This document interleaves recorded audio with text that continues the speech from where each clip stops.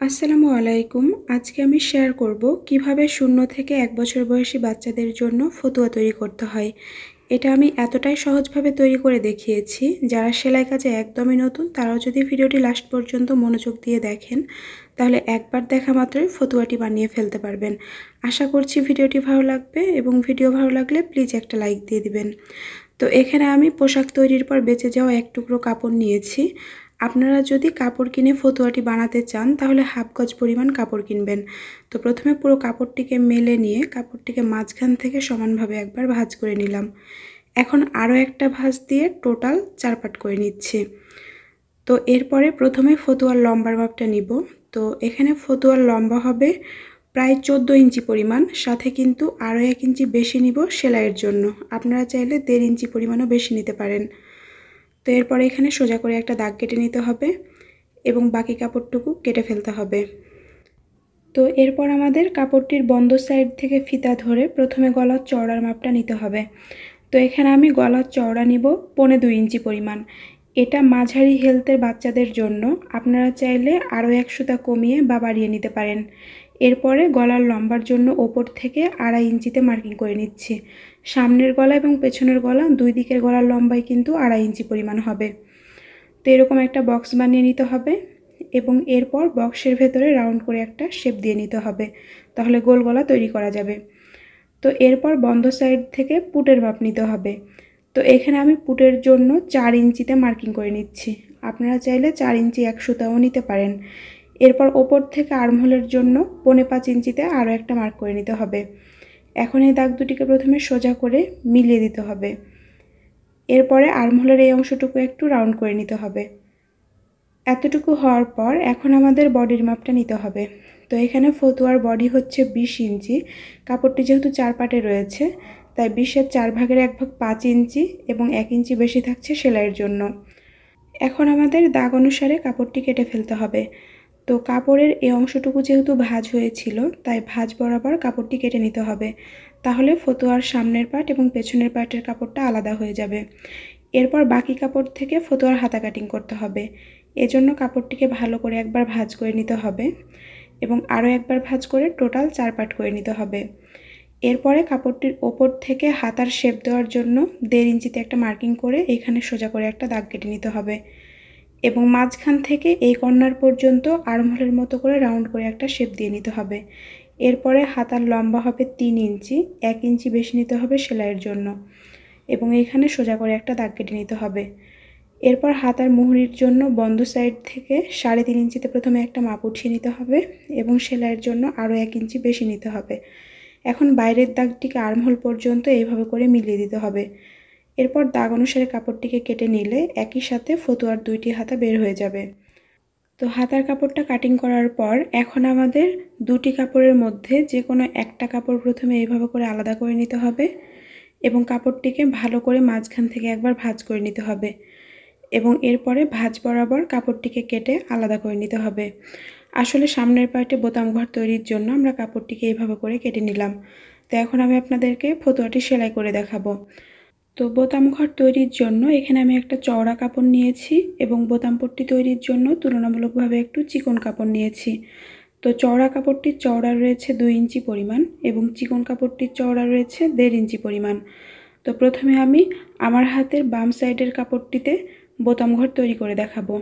এজন্য আমাদের এই কাপড়টিকে প্রথমে উল্টো পাশে উল্টিয়ে নিতে হবে এবং এর ওপর পট্টির কাপড়টিকেও উল্টো করে রাখতে হবে এবং কাপড় দুটিকে ভালো করে মিলিয়ে ধরে সেলাই করে নিতে হবে।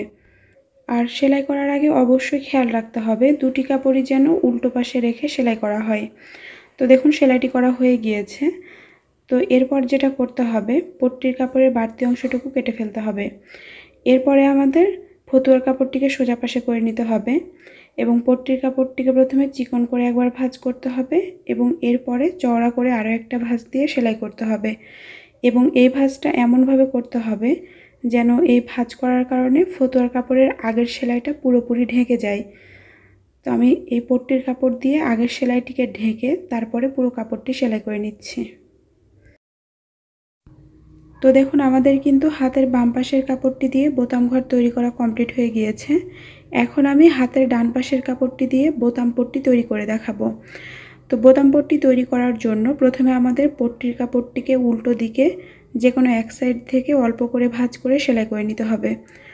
তো দেখুন আমি কিন্তু কাপড়টিকে উল্টো দিকে চিকন করে একটা ভাঁজ দিয়ে সেলাই করে নিচ্ছি। তো পুরো কাপড়টি সেলাই করা হয়ে গিয়েছে। এখন ফতুয়ার কাপড়টিকে সোজা করে রাখতে হবে এবং এর ওপর পট্টির কাপড়টিকে উল্টো করে রাখতে হবে এবং কাপড় দুটিকে একসাথে ভালো করে মিলিয়ে ধরে সেলাই করে নিতে হবে। দেখুন সেলাইটি করা কমপ্লিট হয়ে গিয়েছে। এখন পট্টির কাপড়টিকে সেলাইয়ের মার্জিন বরাবর এই পাশে মেলে নিতে হবে এবং পট্টির কাপড়ের ওপর দিয়ে একটা চাপ সেলাই দিতে হবে। খেয়াল রাখতে হবে ফতুয়ার কাপড়ের ওপর যেন চাপ সেলাইটা না পড়ে। তো এখন পট্টির এই কাপড়টিকে উল্টো দিকে এইভাবে করে সেলাইয়ের মার্জিন বরাবর উল্টিয়ে নিতে হবে। তো দেখুন সামনের পার্টের কাপড় দুটি সেলাই করা কমপ্লিট হয়ে গিয়েছে। এখন এই কাপড় দুটিকে সোজা করে রাখতে হবে এবং এর ওপর পেছন পার্টের কাপড়টিকে উল্টো করে রাখতে হবে। এরপরে কাপড় দুটিকে ভালো করে মিলিয়ে ধরে কাঁধের অংশটুকু জোড়া দিয়ে নিতে হবে। আর অবশ্যই কিন্তু আপনারা কাঁধের অংশে ডাবল সেলাই দিয়ে নেবেন। তো আমি একই রকমভাবে অন্য দিকটাও ভালো করে মিলিয়ে ধরে ডাবল সেলাই দিয়ে নিচ্ছি। তো দেখুন আমাদের কিন্তু ফতুয়ার কাঁধের অংশটুকু জোড়া দেওয়া কমপ্লিট হয়ে গিয়েছে। এখন আমাদের ফতুয়ার গলার অংশে পাইপিং বসাতে হবে। তো এখানে আমি পাইপিং তৈরির জন্য এক কালার একটা কাপড় নিয়েছি।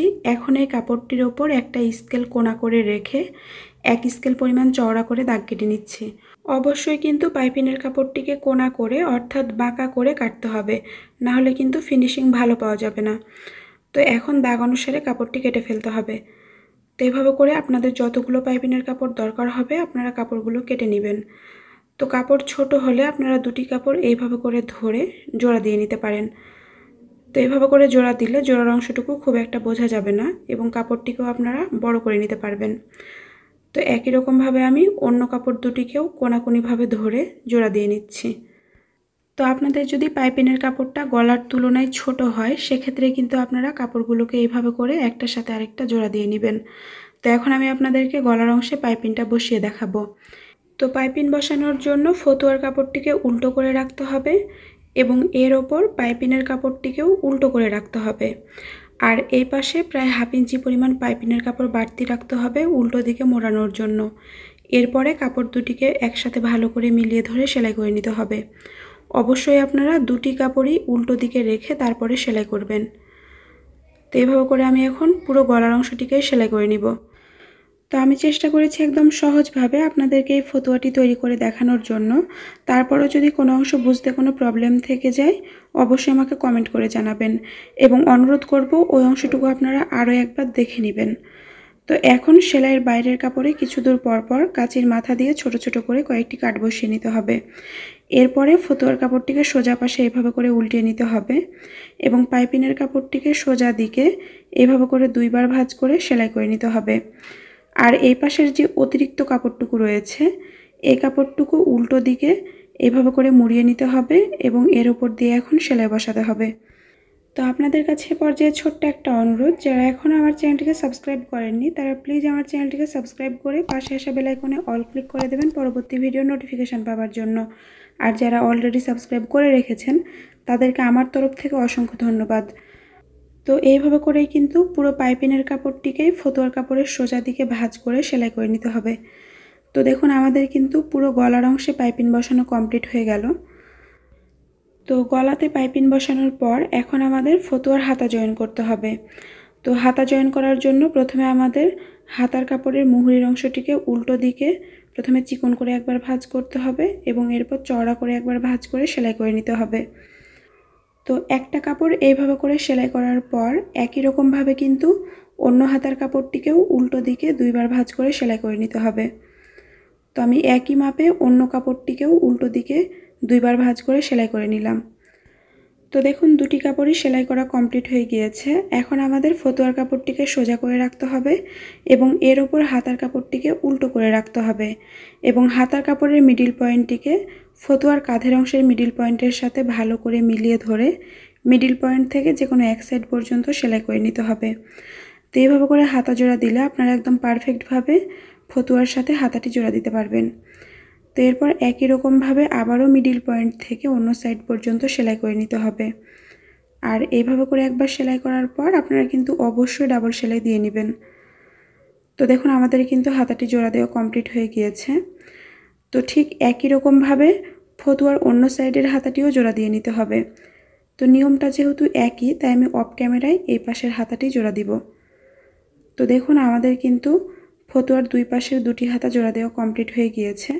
এখন ফতুয়ার কাপড়টিকে উল্টো দিকে প্রথমে ভালো করে একবার ভাঁজ করে নিতে হবে।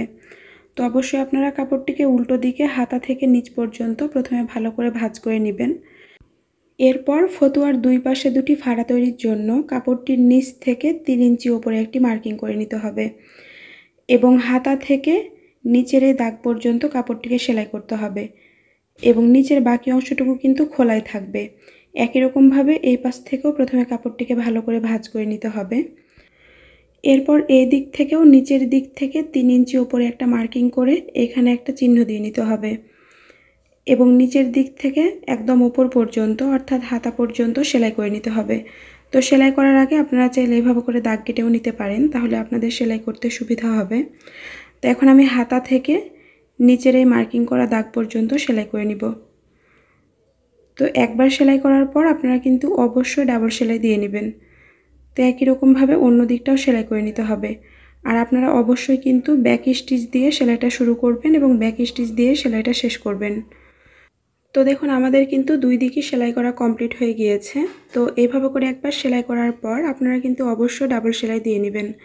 এখন আমাদের নিচের ফাড়ার অংশটুকু সেলাই করতে হবে। এজন্য প্রথমে কাপড়টিকে উল্টো দিকে এইভাবে করে মেলে নিতে হবে এবং কাপড়টিকে সেলাইয়ের মার্জিন বরাবর উল্টো পাশে এইভাবে করে দুই দিক থেকে ভাঁজ করে নিতে হবে এবং ভালো করে ভাঁজ করার পর কাপড়ের খোলা সাইডটিকে চিকন করে উল্টো দিকে আরও একটা ভাঁজ দিয়ে নিতে হবে। এরপরে নিচ থেকে উপর পর্যন্ত সেলাই করে নিতে হবে। তো আমরা আগের সেলাই থেকে 1/2 ইঞ্চি পরিমাণ ওপরে একটা দাগ কেটেছি। এই দাগের কাছে সেলাইটিকে থামিয়ে দিতে হবে এবং কাপড়টিকে এইভাবে করে ঘুরিয়ে আবারও একই পরিমাণ কাপড় এই পাশ থেকে ভাঁজ করে সেলাই করে নিতে হবে। তো দেখুন আমাদের কিন্তু এই পাশের ফাড়াটিয়ার অংশটি সেলাই করা কমপ্লিট হয়ে গেল। একই রকমভাবে কিন্তু অন্য পাশের ফাড়ার অংশটিকেও সেলাই করে নিতে হবে। তো আমরা সাধারণত নর্মাল কামিজের সাইড ফাড়াটিকে যেভাবে সেলাই করে থাকি, একই রকমভাবে কিন্তু ফতুয়ার এই ফাড়াটিকেও সেলাই করতে হবে। তো দেখুন আমাদের কিন্তু দুই পাশে সেলাই করা কমপ্লিট হয়ে গিয়েছে। এখন আমাদের ফতুয়ার নিচের অংশটুকু সেলাই করতে হবে। এজন্য প্রথমে নিচের কাপড়টিকে চিকন করে একটা ভাঁজ করতে হবে এবং এরপর অল্প একটু চওড়া করে ভাঁজ করে সেলাই করে নিতে হবে। তো আমি চেষ্টা করেছি একদম সহজভাবে আপনাদেরকে ফতুয়াটি তৈরি করে দেখানোর জন্য। তাই ভিডিওটি যদি আপনাদের ভালো লেগে থাকে প্লিজ আমার ভিডিওতে একটা লাইক দিয়ে দিবেন।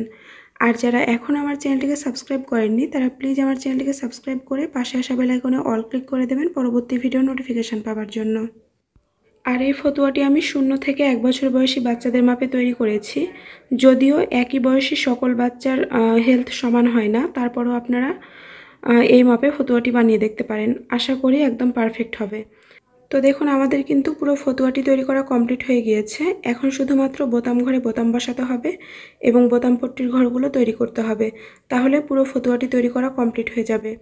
আর এই ফতুয়ার সাথে আমি একটা বেবি প্যান্টও তৈরি করেছি, যেটার লিংক আপনারা প্রথম কমেন্টে এবং ডিসক্রিপশান বক্সে পেয়ে যাবেন। সবাই ভালো থাকবেন।